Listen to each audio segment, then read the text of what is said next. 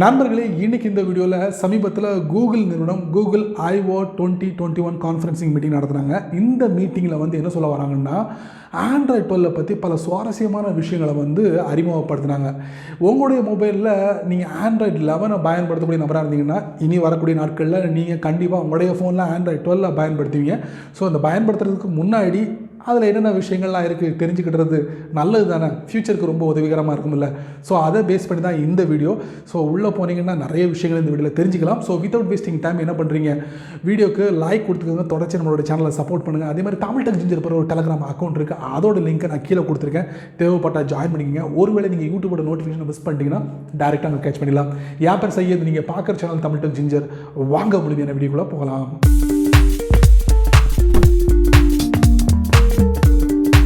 Android 12 நிறைய விஷயங்களை changes கொண்டு வந்திருக்காங்க. ஸோ அதில் நம்ம பார்க்க போகிறது பார்த்திங்கன்னா, உங்கள் ஃபோனோட லாக் ஸ்க்ரீன் லே அவுட். அதாவது நீங்கள் ஃபோனை லாக் பண்ணதுக்கப்புறம் பார்த்தீங்கன்னா ஆல்வேஸ் ஆன் டிஸ்பிளே நீங்கள் செட் பண்ணியிருந்தீங்கன்னா அதை நீங்கள் நல்லா கவனிக்கலாம்.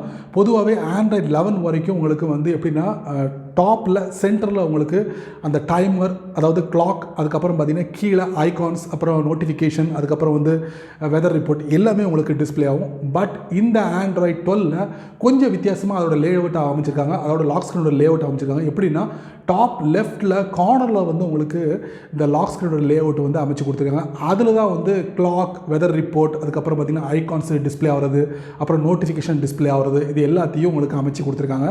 இது கொஞ்சம் வித்தியாசமாக இருக்குது. அடுத்தது நீங்கள் பார்த்தீங்கன்னா ஆண்ட்ராய்ட் 12 கவனிக்க வேண்டிய ஒரு விஷயம் கிளாக் தாங்க.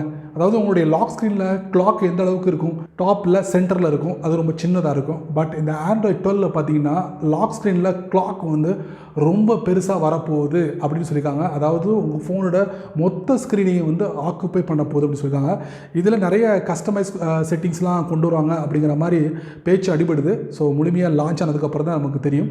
ஸோ பொறுத்திருந்து பார்க்கலாம். உங்கள் ஃபோனில் பின் செட்டப் பண்ணியிருந்தீங்கன்னா, நீங்கள் வழக்கமாக உங்கள் ஃபோனை ஓப்பன் பண்ணும்போது பின் நம்பர், அதாவது 4 டிஜிட்டில் பின் நம்பர் கொடுப்பீங்க தெரியுமா. அப்படி கொடுக்கும்போது பார்த்திங்கன்னா, இது வரைக்கும் ஆண்ட்ராய்ட் 11 பார்த்திங்கன்னா அதோட பின் நம்பரோட அந்த செட்டப் லே அவுட் பார்த்திங்கன்னா ரொம்ப சின்னதாக இருக்கும், நமக்கே கொஞ்சம் வெறுப்பாக இருக்கும்.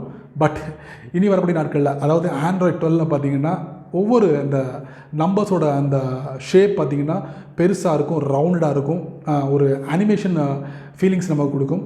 நம்ம பின்னை ப்ரெஸ் பண்ணி ஈஸியாக நம்ம ஃபோனுக்குள்ளே போயிடலாம். ஸோ அந்த ஒரு செட்டப்பை நமக்கு கொடுக்க போகிறாங்க ஆண்ட்ராய்ட் 12 மூலியமாக. அடுத்தது ஆண்ட்ராய்ட் 12 நோட்டிஃபிகேஷனுக்கு அதிக முக்கியத்துவம் கொடுத்துருக்காங்க. நிறைய சேஞ்சஸையும் கொண்டு வந்திருக்காங்க அப்படின்னு சொல்லலாம். மேலே கீழே ஸ்வைப் டவுன் பண்ணும்போது இந்த நோட்டிஃபிகேஷன் ஏரியாவை பார்த்திங்கன்னா அதில் கொஞ்சம் நேரம் டைமை ஸ்பெண்ட் பண்ணும் அப்படின்னு தோணும். அந்த அளவுக்கு ஒரு அனிமேஷன் ஃபீலோட ஒரு அதிகப்படியான லுக்கோட செட்டப்பாக கொடுத்துருக்காங்க. கண்டிப்பாக உங்களுக்கு அதுக்குள்ளே போயிட்டு ஒர்க் பண்ணணும்னு தோணும்.